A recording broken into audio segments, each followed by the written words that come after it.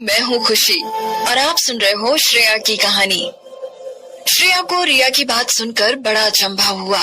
उसने कहा, तुम्हें क्या लगता है तुम कौन हो? समझती क्या हो खुद को तुम?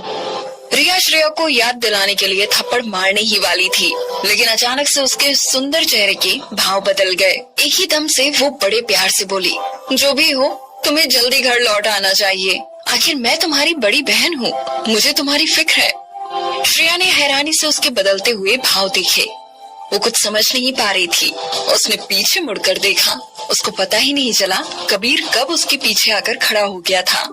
एकदम से रिया ने पीछे खड़े इंसान को बड़े आकर्षण के साथ देखा और उसकी आंखें चमक उठी। कबीर का सुंदर चेहरा देखकर उसने एकदम से खुद को ठीक ठाक करना शुरू कर दिया। उसने नई नई सर्जरी कराई थी और वो उस वक्त काफी सुंदर भी लग रही थी। उसको पहले लगा था कि राहुल ओबेरॉय परफेक्ट है, वो बहुत सुंदर है और बेहद अमीर भी। लेकिन कबीर के सामने राहुल को खुद भी अपने कम होने पर शर्म आने लग जाए। उसका ऑरा सबसे अलग था और साफ तौर पर जाहिर था कि वो बाकी मर्दों से बहुत अलग था। रिया उसकी तरफ बहुत आकर्षित हो रही थी और अपना आपा खोने ही वाली थी, लेकिन कबीर ने उसको बस एक नजर देखा और फिर उसने अपनी नजरें श्रेया के सहमे हुए चेहरे पर टिका दी। वो डर के मारे सफेद पड़ गई थी। उसका चेहरा सुबह जैसा था वैसा नहीं लग रहा था। उसकी लंबी पलकें तेजी से फड़फड़ा रही थी। वो ऐसे लग रही थी जैसे किसी पालतू पपी को किसी ने अभी अभी छोड़ दिया हो। क्या तुम्हारी तबीयत ठीक नहीं है? कबीर ने चेहरे पे बिना किसी एक्सप्रेशन के श्रेया को पूछा। श्रेया कांप रही थी। उसने बड़ी मुश्किल से अपना सर ऊपर उठाया, बोली, नहीं मैं ठीक हूँ, मेरे साथ चलो। उसने रिया को दोबारा देखा तक नहीं, बल्कि वो बड़े कदम लेते हुए वहाँ से चला गया। श्रेया एक पल के लिए वहीं जम गई। कबीर के असिस्टेंट ने उसे कबीर के पीछे जाने का इशारा किया। बिना किसी चॉइस के श्रेया उसके पीछे तेजी से चल दी। उधर रिया वहीं खड़ी थी। उसके चेहरे का रंग उड़ गया था और वो हैरानी से जोर से बोली, श्रेया उस इंसान को जानती है? ये नहीं हो सकता, वो कुछ भी नहीं है, वो तो एक डी-लिस्ट सेलिब्रिटी तक नहीं है। लेकिन ये इंसान असल में है कौन? उसके बारे में कुछ बहुत अलग है। रिया इस सब में बहुत माहिर थी। वो जानती थी कि जो हाथ से बनी हुई कलाकारी वाला सूट उस इंसान ने पहना है वो बहुत खास है और हर कोई उसे नहीं खरीद सकता। वो ब्रांड बहुत ही ज्यादा महंगी है। राहुल उसे अपनी सगाई के लिए खरीदना चाहता था, लेकिन उसको नहीं मिल पाया था। रिया को जलन हो रही थी। वो श्रेया को जाते हुए देख रही थी और उसको उससे नफरत हो रही थी। श्रेया कबीर के पीछे चलती रही। मदद के लिए शुक्रिया, उसने कबीर से कहा।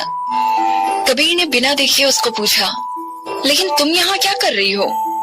श्रेया ने जवाब दिया, वो मैं एक रोल के लिए ऑडिशन देना चाहती थी, तो मैं यहाँ निर्देशक से मिलने आई थी ताकि वो मुझे ऑडिशन देने का मौका दे। कबीर ने उसके हरे गाउन की तरफ देखा। वो उस कपड़ों में बेहद खूबसूरत लग रही थी।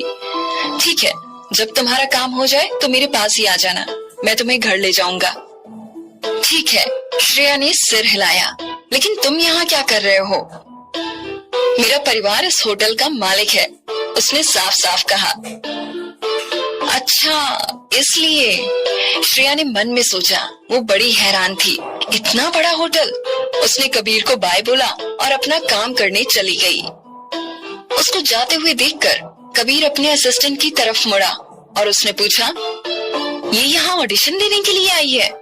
श्रेया जिस ओर गई थी उस दिशा में देखते हुए असिस्टेंट ने जवाब दिया, जी सर, मैडम एक फिल्म में रोल के लिए ऑडिशन देने आई है, जिसमें आपकी फैमिली पैसे लगा रही है ताकि उनके होटलों की प्रमोशन हो।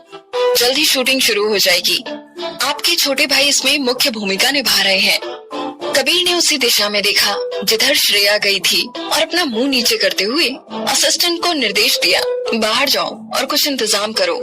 श्रेया जब अंदर गई तो उसको निर्देशक को ढूंढने के लिए बहुत मेहनत करनी पड़ी। वो बेशर्मी से उसके सामने चली गई और बोली, हेलो सर। निर्देशक ने हैरानी से उसकी तरफ देखा और पूछा, और आप कौन है? ओ, मेरा नाम श्रेया है, मैं एक अभिनेत्री हूँ। निर्देशक सब समझ गया और उसने जल्दी से श्रेया को जवाब दिया, देखो, अगर तुम ऑडिशन के बारे में बात करने आई हो तो मेरी असिस्टेंट से बात करो, ये सब मामले वो ही देखता है। ये निर्देशक बहुत फेमस था और उसका काम अव्वल दर्जे का था।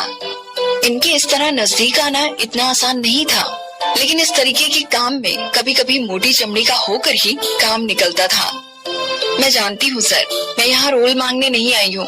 मैं तो बस आपसे मिलकर आपको ये बताना चाहती थी कि जब से मैंने ग्रेजुएशन की है तब से मैं आपसे बहुत इंस्पायर हुई हूँ। जितना भी काम आपने बतौर निर्देशक किया है उसे सबने बहुत सराहा है। आपका निर्देशन अतुलनीय है। सब जानते हैं कि अगर आपने कोई प्रोजेक्ट हाथ में ले लिया तो वो सुपर हिट ही होगा। मैं तो बस आपको।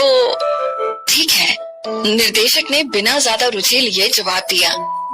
मुझे मक्खन लगाने से कुछ नहीं होगा। मैंने तुम जैसी कई लड़कियां देखी हैं। अगर मैंने एक बार ना कह दिया तो उसका मतलब ना ही है। श्रेया जब भी उससे बात करना चाहती थी, इससे पहले वो अपना मुंह खोलती और कुछ कहती, वो पीछे मुड़कर वहाँ से चला गया। उसने मुड़कर एक नजर भी उसे नहीं देखा। श्रेया उसके पीछे जाने के अलावा कुछ नहीं कर सकती थी, लेकिन वो तेजी से अंदर चला गया। अंदर से एक निर्माता बाहर निकला। श्रेया को देखकर वो मुस्कुराते हुए उसकी तरफ बढ़ा। हेलो, अगर मैं गलत नहीं हूँ तो तुम श्रेया हो, है ना? वो हैरान थी। उसने जल्दी से स्माइल करते हुए कहा, जी हाँ सर, आप मुझे जानते हैं? हाँ, मैंने तुम्हारे शो देखे हैं। हालांकि तुम्हें ज्यादा बड़े रोल नहीं मिले, लेकिन तुम अच्छी अदाकारा हो, तो तुम्हें रोल चाहिए। श्रेया ने बड़ी धीमी आवाज में कहा, मैं तो बस ऑडिशन देने का एक मौका चाहती हूँ। निर्माता ने उसकी बात सुनकर कहा, ठीक है, मैं निर्देशक सर से बात करता हूँ। तुम आज से कुछ दिन बाद ऑडिशन देने के लिए आ सकती हो। श्रेया ने हैरानी से उसको देखा। उसको यकीन नहीं हो रहा था। क्या सच में? हाँ बिल्कुल, तुम बस दिल लगा के मेहनत करो। उसके बाद श्रेया वापस उसी जगह चली गई जहाँ कबीर ने उसे आने को कहा था। वो अंदर बैठा था और उसके हाथ में कुछ कागजात थे जिन्हें वो पढ़ रहा था। उसने आंख उठाकर देखा तो उसको श्रेया के चेहरे पे हल्की सी खुशी के भाव दिखे।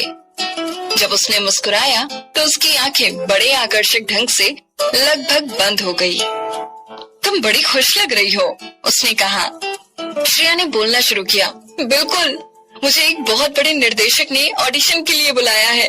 मैं जानती थी जब तक मैं कोशिश करती रहूंगी मुझे उसका फल भी मिलेगा।